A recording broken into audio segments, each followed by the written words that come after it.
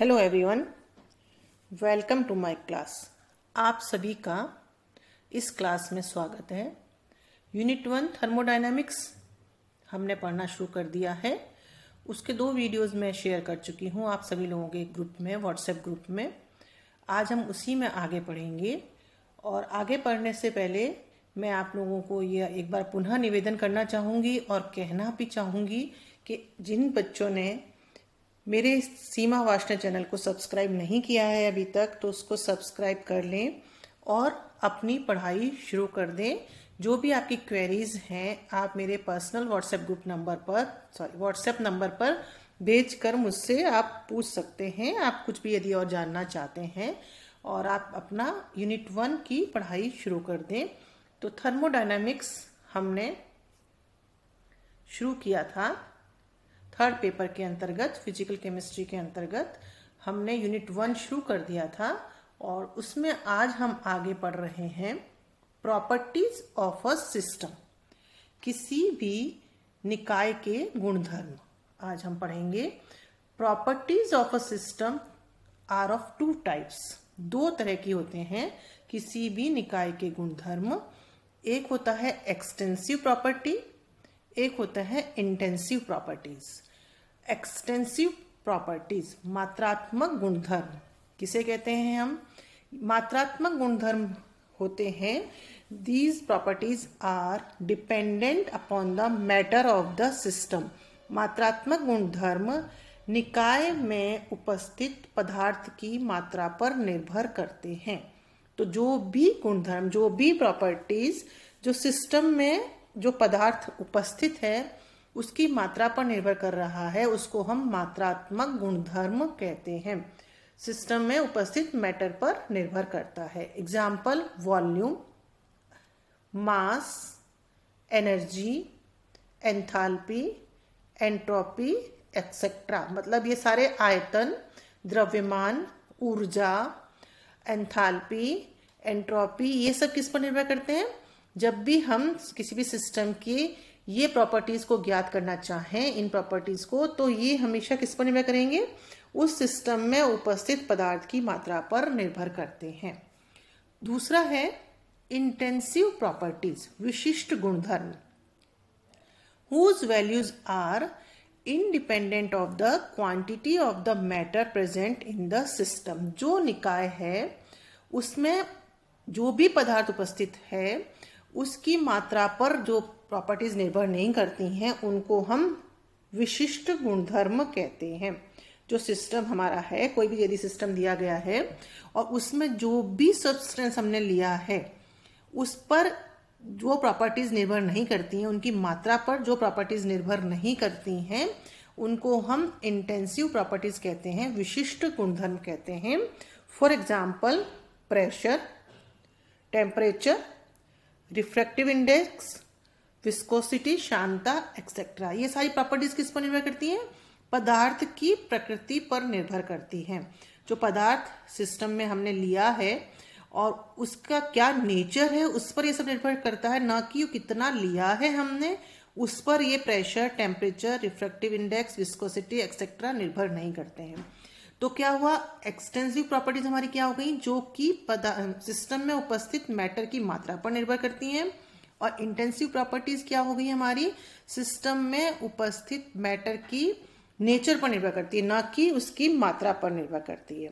अब intensive properties, extensive properties का relation एक बार यदि हम समझें कि यदि कोई पदार्थ इकाई मात्रा में हो, यदि हमने कोई भी पदार्थ यूनिटी में लिया हुआ है, इकाई मात्रा में लिया हुआ है, तो जो एक्सटेंसिव प्रॉपर्टी है, यदि पदार्थ हमने लिया है कोई भी और वह क्या है हमारे? एक्सटेंसिव प्रॉपर्टी है। उस पदार्थ पे वह प्रॉपर्टी उस पदार्थ की मात्रा पर निर्भर करती है। परंतु यदि पदार्थ हमने इकाई मात्रा में ले लिया है तो एक्सटेंसिव प्रॉपर्टी इंटेंसिव प्रॉपर्टी में कन्वर्ट हो जाती है।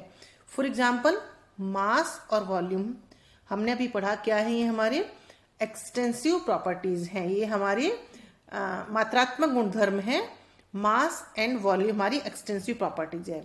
परंतु द्रव्यमान प्रति इकाई आयतन क्या हो जाता है? हमारा घनत्व। द्रव्यमान प्रति इकाई आयतन हमारा हो जाता है घनत्व। और तो यह हमारी क्या हो जाएगी? एक इंटेंसिव प्रॉपर्टी, क्योंकि आयतन हमारा क्या हो गया? इकाई मात्रा में हो गया, यूनिटी में हो गया। और जब भी कोई भी मतलब प्रॉपर्टी, ये में यदि हम पदार्थ का आयतन इकाई लें तो वह property intensive property extensive property में कन्वर्ट हो जाती है। ओके, तो दो तरह की प्रॉपर्टीज होती हैं, intensive and extensive. Extensive properties depends upon the matter of the system, intensive properties depends upon the nature of the system. और जब भी कोई भी सब्सटेंस हमारा यूनिटी में हो, इकाई मात्रा में हो, तो एक्सटेंसिव प्रॉपर्टी इंटेंसिव प्रॉपर्टीज में कन्वर्ट हो जाती हैं। Okay, now thermodynamic function and state functions, thermodynamic function and state functions, अवस्था फलन। In the case of a thermodynamic system, certain properties have to be described to define the system. यदि किसी ऊष्मागतिकी निकाय को हम समझाना चाहें तो हमें कुछ प्रॉपर्टीज, कुछ गुणधर्म को बताना पड़ेगा, तभी हम उस सिस्टम को पूर्ण रूप से परिभाषित कर सकते हैं। फॉर एग्जाम्पल, यदि किसी गैस के बारे में हम कुछ बताना चाहें तो हमें 3 पैरामीटर्स या 3 properties, that is pressure, volume and temperature को बताना पड़ेगा। हम यदि इन 3 प्रॉपर्टीज को बताएंगे तो हम उस गैस के बारे में, जो निकाय के अंदर जो हमने गैस ली है उसके बारे में हम पूरी तरह से समझा सकते हैं। These are macroscopic properties. Macro is बड़ा, माइक्रो इज छोटा। These are macroscopic properties which can be experimentally determined, जिसको हम प्रायोगिक रूप से ज्ञात कर सकते हैं और जिससे कि हमारी ऊष्मागतिकी पूरी तरह से कंसर्न है, and with which thermodynamics is concern. Now these macroscopic properties that are used to specify the state of a thermodynamic system are called state functions or state variables. ये जो मैक्रोस्कोपिक प्रॉपर्टीज हैं, जो हमने कहा pressure, temperature and volume, जिसको कि हम किसी भी ऊष्मागतिकी निकाय की अवस्था को समझाने के लिए इस्तेमाल करते हैं, इनको हम क्या कहते हैं? अवस्था फलन कहते हैं, स्टेट फंक्शंस कहते हैं। क्यों कहते हैं इनको स्टेट फंक्शन हम? Because their values depend only on the condition और the state of the system. किस पर निर्भर करता है इनका मान? सिर्फ जो आपका सिस्टम है उसकी अवस्था पर निर्भर करता है या उसकी कंडीशन पर निर्भर करता है। It can easily be seen that there always exists a relationship between the state functions. जो हमारे स्टेट फंक्शन है, that is pressure, temperature and volume, जो हमने स्टार्टिंग बताया आपको, इन तीनों के मध्य में हमेशा एक रिलेशन रहता है, आपस में एक रिलेशनशिप रहती है।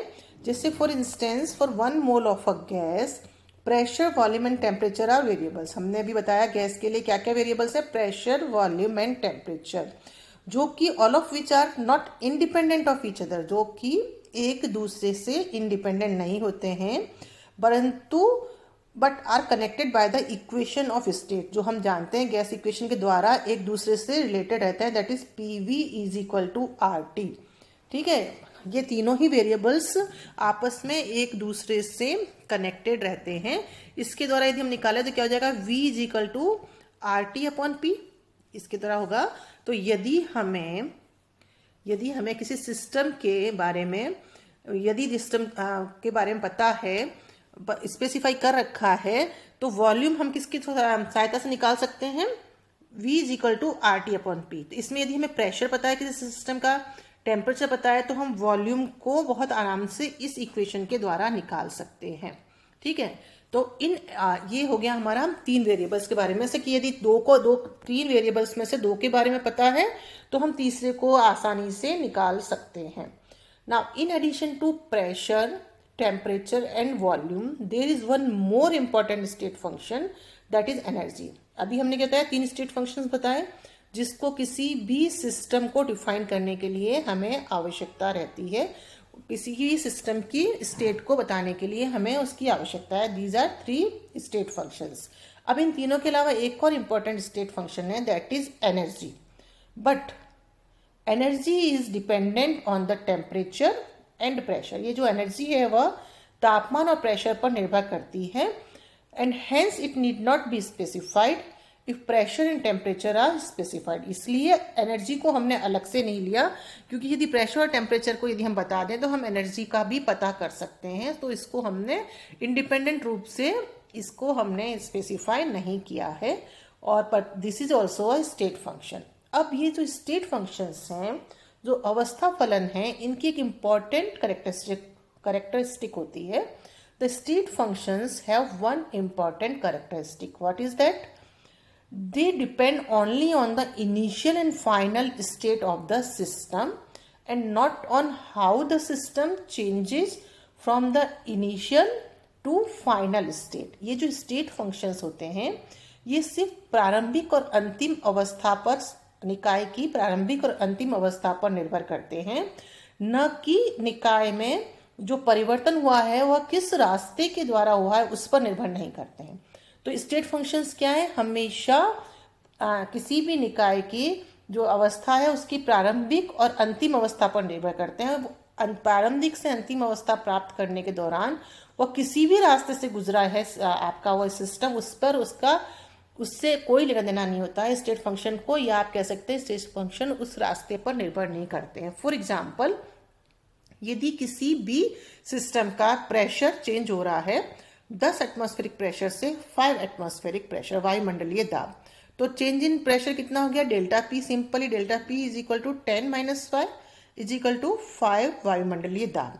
अब ये जो 5 वायुमंडलीय दाब हुआ है, अब इस चेंज के दौरान प्रेशर चाहे तो बहुत ज़्यादा हो सकता है, 100 से 1000 एटमॉस्फेयर भी पहुंचा हो सकता है बीच में, या बहुत कम भी हो सकता है, 1 से 0.01 एटमॉस्फेरिक भी हो सकता है।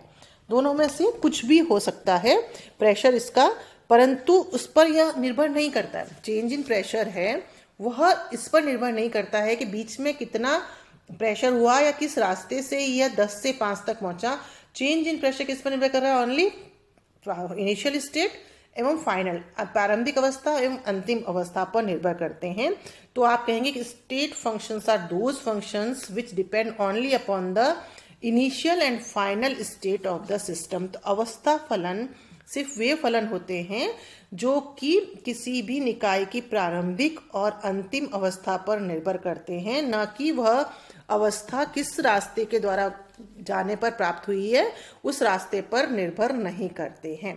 That's all about today. Thank you so much. आप लोग सभी नोट्स बनाने शुरू करें, अपने बुक्स अरेंज करें, और ये जो नोट्स में पढ़ा रही हूँ वीडियो, इसके PDF भी मैं आपको ग्रुप पे शेयर कर रही हूँ, आप उसके द्वारा भी पढ़ सकते हैं। Thank you so much.